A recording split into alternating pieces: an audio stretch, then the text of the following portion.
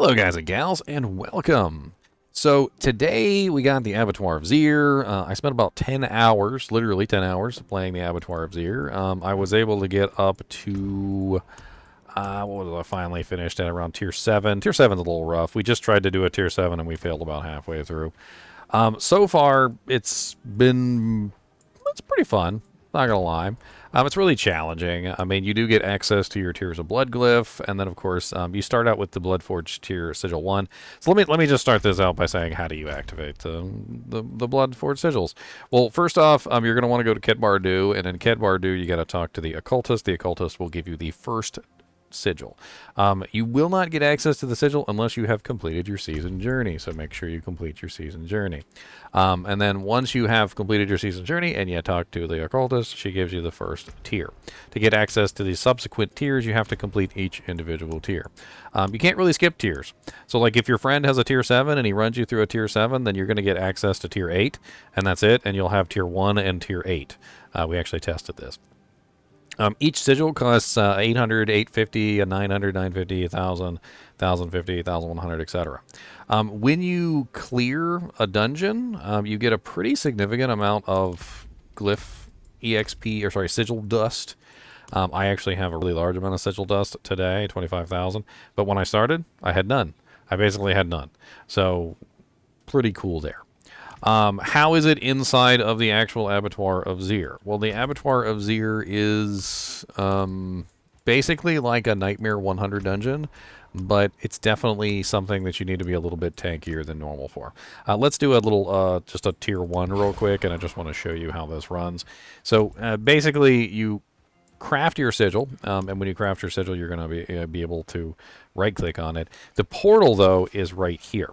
So if you go into the portal and there's no sigil active, it will actually take you into like a weird little area with a book that jokes on you for being like cannon fodder or something like that. It's right here. It says a missive. It says, "A wayward servants, have you forgotten that only a bloodforged sigil can admit you into the Lord's abattoir? Take great care in your duties, lest you prove more useful as fodder," and kind of makes fun of you. Now, if you use a sigil, however, you'll notice that the portal will kind of get like, I think it's like blood kind of starts to shoot out of it, sort of. Like when you look at the, like, let me show you. Let me look at the portal. You see how the portal just kind of looks silly? When you activate it, it does seem to get like a special effect on it. See that? And it kind of like has like the little sucky lines and like stuff. So that means it's an activated portal. And when you go in there, basically your whole entire goal is to kill everything as quickly as you possibly can. You're on a timer. Which isn't really an issue, to be perfectly honest. When you clear Tier 1, you'll get access to your first Tears of Blood Glyph. That is extremely powerful, by the way. You get a rather large amount of damage increase from the Tears of Blood Glyph, as well as rare node increase, and on top of that, it's already at size 4, which is freaking great. You pretty much just buy every single stat node within range, and every single stat node that you get will give you a damage bonus. For every 5, you get 2.4% or 2% at tier 1, and you can max it out. You get a pretty large amount of Glyph EXP for completing one of these. It's actually about 1,000, and it doesn't really take very long to complete a tier 1 once you get the hang of it. You do need to build your character a lot more tanky than you would normally. It's very important that I stress this. If you think you're tanky enough, you're probably not.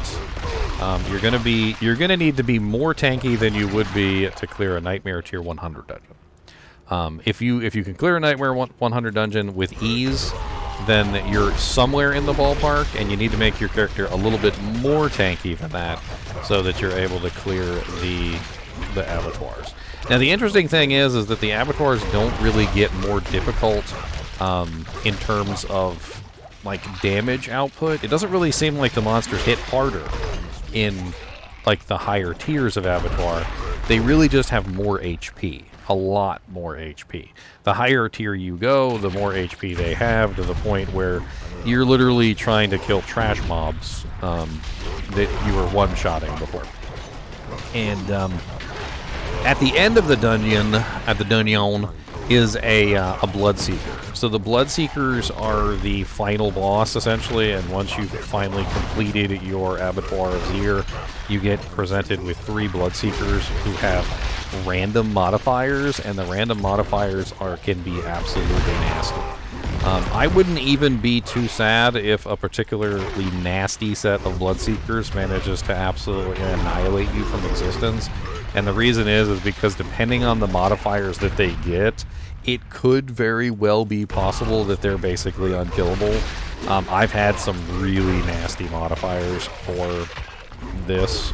I have actually taken a large amount of my normal offensive capability, like using Tobolts, you know, having certain like vampiric powers that might be more related to offense rather than defense, and have kind of converted everything over to defense. The thing that you really want to do is you want to survive, because dying, of course, means that you don't complete the Abattoir, and if you don't complete the Abattoir, well, you get nothing. And that is a downside, obviously, that you get nothing.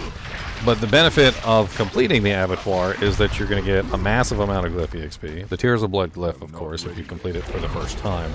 And then on top of that, you also get a little bit of equipment as well, which seems to roll pretty high eye levels, although most people aren't going to be doing this for the equipment.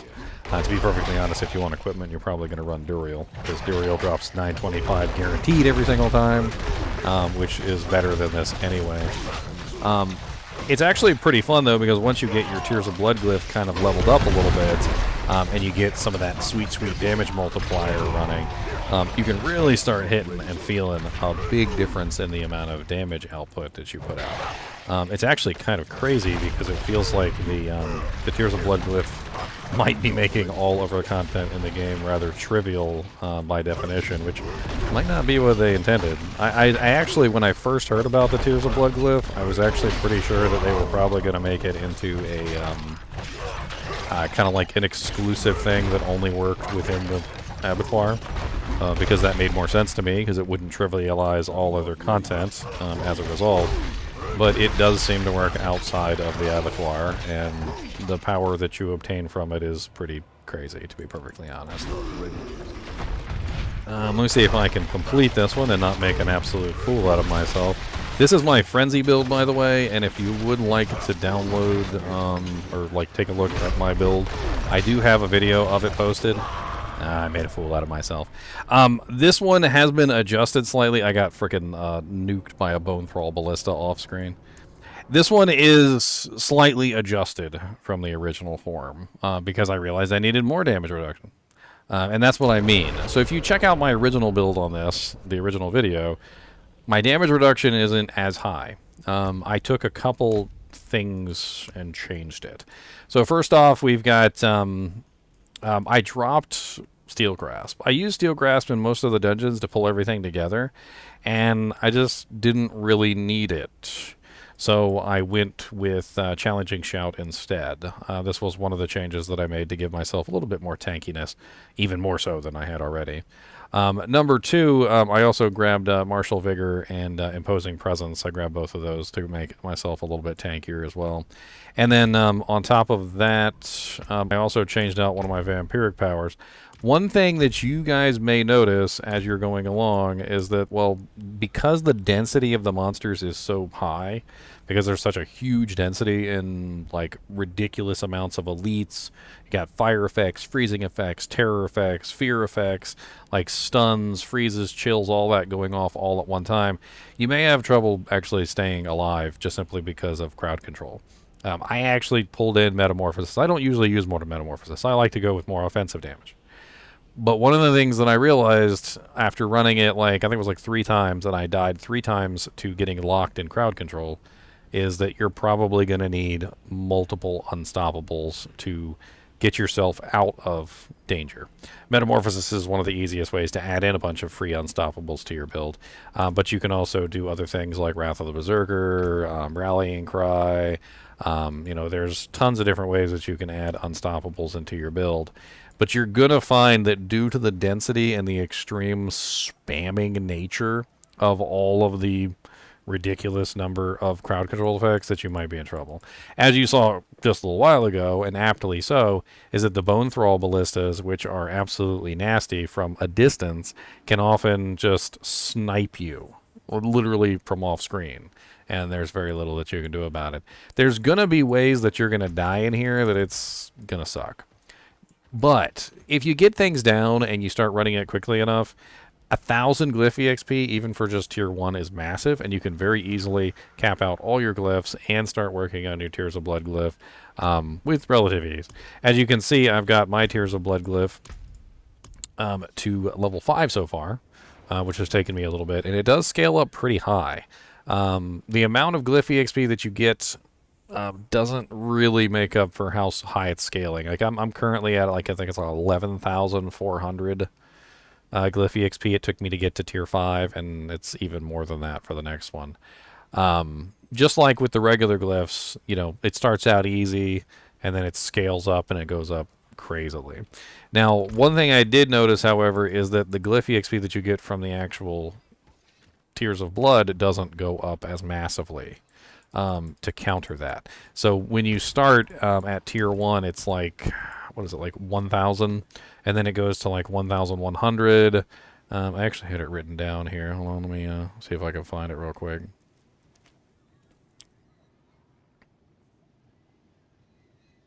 It's like 1,800 for 5, and it's like 2,100 for tier 6. We haven't cleared tier 7 yet, so I'm not sure which one that one is. But it's actually pretty decent. Yeah, so it's 1,000 for tier 1, 1,100 for tier 2, 1,300 for tier 3, 1,500 for tier 4, 1,800 for tier 5, 2,100 for tier 6, and 2,400 for tier 7. And then it's 2,900 for tier 8, which is not as much of a scaling as you would think, but it does go up decently. It seems honestly much better at the moment to just simply run the one that you're having an easy time with. For instance, tier 1, tier 2, tier 3, whatever you're having an easy time with, just run that one as many times as you can. Start scaling up the glyph as much as you possibly can. Get your other glyphs capped out if they're not capped out, so you have all level 21s, and just start pouring everything you can into the Tears of Blood glyph. Because as the more that you pour into this glyph, the more damage you're going to get. As you can see, I have mine currently set up on the board next to my Berserking node. Now, there's a reason why I specifically chose this node over others, and it's because I'm currently scaling my damage with the Blood Rage legendary, which every single point of additive Berserking damage that I have contributes to the multiplier. So you have to be kind of strategic about where you put this to help you out.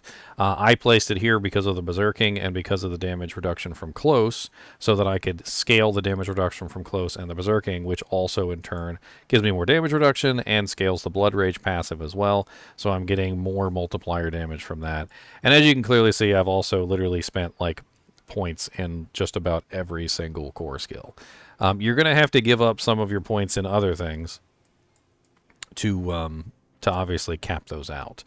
Let me see what I can sacrifice. And that's kind of like the thing that you're going to have to go through, is you're going to have to go through and take a look and see what you can potentially sacrifice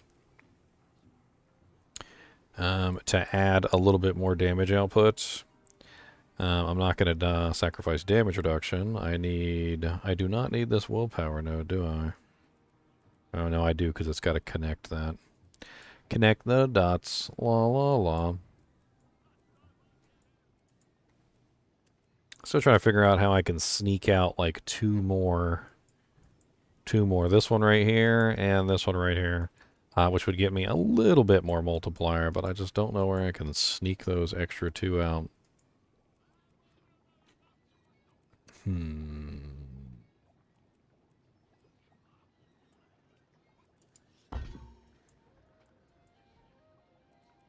It's tough. You're going to have to sneak this in somewhere. And it's going to change pretty much your entire board. You're going to put this into an optimal location, and then you're going to start pulling out additive bonuses, because additive bonuses are nowhere near as good as multiplicative bonuses. The multiplicative bonuses that you get from the Tears of Blood glyph are massive.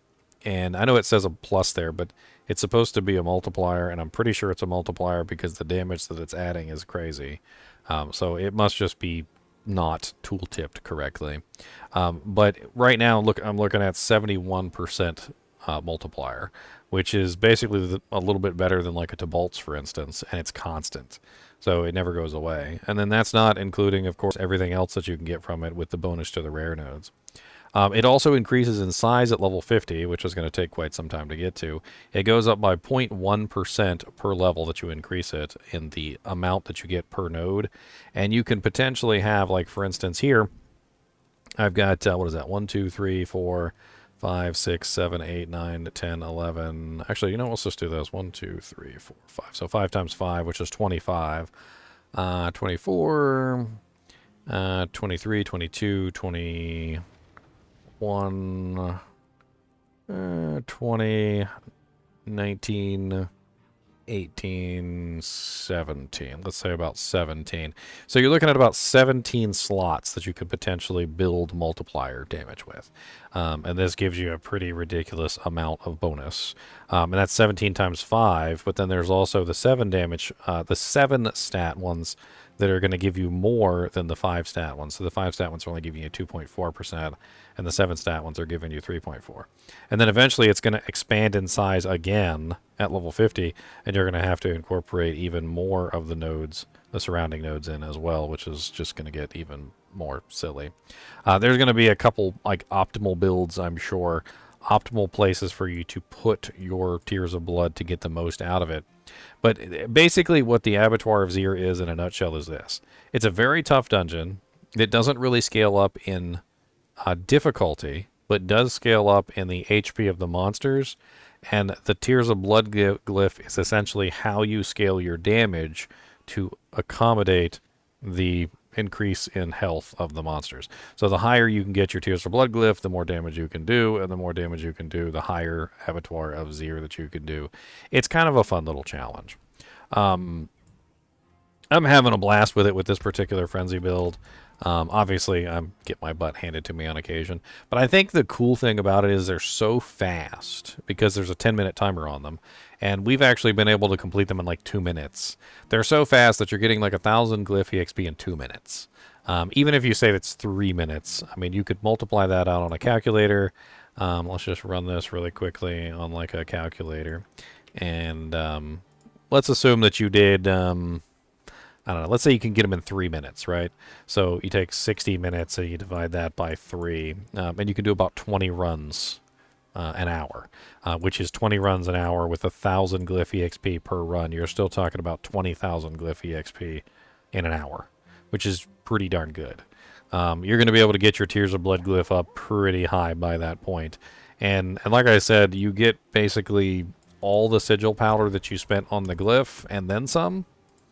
It's actually been really fun playing these in a group because people have to get used to, obviously, you know, playing in the Abattoir of Zir, refining their build a bit, making it more tanky, figuring out things, and then eventually, once they've got everything figured out, you just start blasting through them.